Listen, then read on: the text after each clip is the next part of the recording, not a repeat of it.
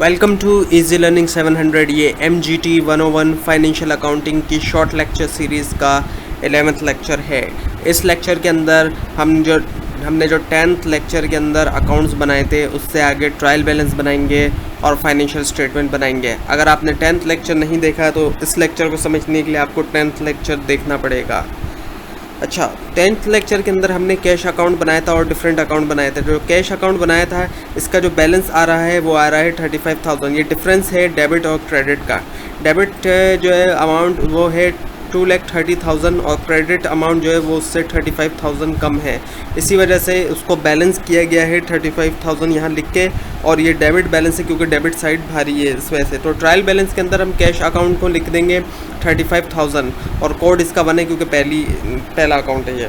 अच्छा, दूसरे जो है हमारे सामने है बैंक अकाउंट जो कि दूसरा है कोड, और इसके अंदर जो हमारा बैलेंस आ रहा है वो आ रहा है 1,30,000 का, और ये भी डेबिट बैलेंस है क्योंकि डेबिट साइड भारी है। जो अपोजिट साइड होती है हमेशा बैलेंस वहाँ लिखा जाता है जहाँ बैलेंस कम होता है, और जो भारी साइड होती है बैलेंस वही कहलाता है। डेबिट साइड भारी है तो डेबिट बैलेंस है 1,30,000, यहाँ पे हम डेबिट में लिख देंगे बैंक अकाउंट। अब है हमारे सामने कैपिटल अकाउंट। तो कैपिटल अकाउंट के अंदर जो बैलेंस है ज़ाहिर बात है वो होता है क्रेडिट साइड के ऊपर, क्रेडिट बैलेंस होता है, और बैलेंस लिखा जाता है बैलेंस करने के लिए डेबिट साइड के ऊपर। तो 2 लाख जो है ज़ाहिर बात है कैपिटल इंट्रोड्यूस हुआ था 2 लाख, तो यहाँ पे क्रेडिट साइड पे डेबिट साइड पे कुछ भी मौजूद नहीं है, तो बैलेंस है ये अमाउंट 2 लाख और ये बैलेंस है हमारा क्रेडिट बैलेंस। तो कैपिटल अकाउंट लिख के हमारा आ गया।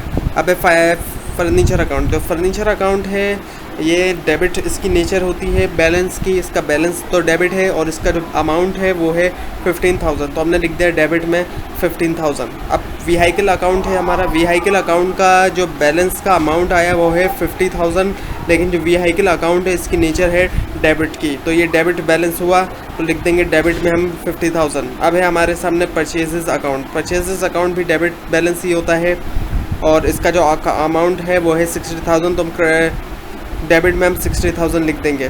अब है हमारे सामने मिस्टर ए सप्लायर जो कि क्रेडिटर हैं, तो क्रेडिटर अकाउंट होता है हमेशा credit balance. Creditor account credit balance ही होता है, और इसका अमाउंट है हमारे सामने 15,000, तो इसको हम यहाँ लिख देंगे क्रेडिट में, मिस्टर ए क्रेडिटर और वो क्रेडिट पे। अब है हमारे सामने सेल्स। सेल्स जो होती है, सेल्स का बैलेंस हमेशा जो है वो क्रेडिट होता है, और इसका यहाँ बैलेंस अमाउंट आ रहा है हमारे सामने 95,000, तो इसको हम क्रेडिट साइड पे लिख देंगे। उसके बाद है हमारा मिस्टर बी कस्टमर जो हमारे डेटर हैं, तो डेटर का अकाउंट डेबिट में ही होगा, तो और इसका बैलेंस है 15,000, तो डेबिट में हम लिख देंगे मिस्टर बी कस्टमर डेटर। और सैलरीज हम पे करते हैं, सैलरीज जो पे की जाती हैं वो डेबिट होता है बैलेंस, तो डेबिट बैलेंस है और अमाउंट 5,000, तो लिख देंगे 5,000 सैलरीज। एक्सपेंसेस जो है वो एक्सपेंसेस डेबिट होते हैं, और इसका अमाउंट है हमारे सामने 20,000, तो डेबिट में लिख देंगे हम 20,000 एक्सपेंसेस को। And then the expenses payable ज़ाहिर बात है क्रेडिट हो जाता है, एक्सपेंसेस डेबिट है, लेकिन क्रेडिट एक्सपेंसेस पेएबल का बैलेंस जो है वो क्रेडिट बैलेंस होता है, और इसका अमाउंट है 20,000, तो हम लिख देंगे 20,000 क्रेडिट के अंदर। और फिर जब हम डेबिट और क्रेडिट साइड इन दोनों को हम प्लस करेंगे तो हम देखेंगे कि दोनों का बैलेंस आ रहा है, अमाउंट बिल्कुल ही दोनों साइड इक्वल होती हैं। तो ये बन गया आपके सामने ट्रायल बैलेंस। अब हम इसी ट्रायल बैलेंस से बनाएंगे profit and loss account. Profit and loss account का फॉर्मेट पहले भी आ चुका है। अब इसके अंदर आपने ये करना है, इनकम लिखना है। सबसे पहले इनकम 95,000 है जो कि ट्रायल बैलेंस से ली गई है, ये देखिए आपको दिखाते हैं। यहाँ सेल्स में ये जो सेल्स है यही इनकम है, ये 95,000 है, इसको लिखा हमने। उसके बाद कॉस्ट ऑफ सेल्स क्या है, परचेजेस। जो चीज़ परचेजेस है वो जो है कॉस्ट ऑफ सेल्स के अंदर आ जाती है हमारे सामने। तो परचेजेस के अकाउंट के अंदर है ये 60,000 का लिख दिया। जब कॉस्ट ऑफ सेल को इनकम से माइनस किया जाएगा तो आ जाएगा ग्रॉस प्रॉफिट। 95,000 से 60,000 माइनस हुआ, ग्रॉस प्रॉफिट आ गया। ग्रॉस प्रॉफिट आने के बाद नीचे की जो दोनों साइड से उनका टोटल लिख देंगे 95,000 ताकि दोनों बैलेंस शो करें। उसके बाद फिर ग्रॉस प्रॉफिट को यहाँ लिख देंगे।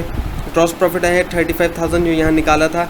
अब ग्रॉस प्रॉफिट में से बाकी एक्सपेंसेस माइनस करेंगे, एडमिन एक्सपेंसेस, सैलरी एक्सपेंसेस वगैरह को, और ये एक्सपेंसेस भी इधर से ही लिए जा रहे हैं। जितने भी एक्सपेंसेस हैं वो भी ट्रायल बैलेंस वगैरह से लेके इनको भी माइनस कर दिए जाएंगे। और फिर जब एक माइनस करेंगे तो आ जाएगा हमारे सामने 10,000 का अमाउंट नेट प्रॉफिट। और ये भी एक फॉर्मेट है आपके सामने प्रॉफिट एंड लॉस अकाउंट का। इसके अंदर भी इनकम या रेवेन्यू या सेल्स उसको लिया 95,000 को, उसमें से कॉस्ट ऑफ गुड्स सोल्ड को माइनस किया तो ग्रॉस प्रॉफिट आ गया, और उसमें से फिर एडमिन एक्सपेंसेस निकाल दिए 25,000 के, तो 10,000 नेट प्रॉफिट आ गया। तो ये था आज का लेसन। आपको कोई कन्फ्यूजन है तो नीचे कमेंट ज़रूर कीजिएगा, और इस पूरी सीरीज़ को देखने के लिए इस चैनल को सब्सक्राइब कीजिए। Thanks for watching.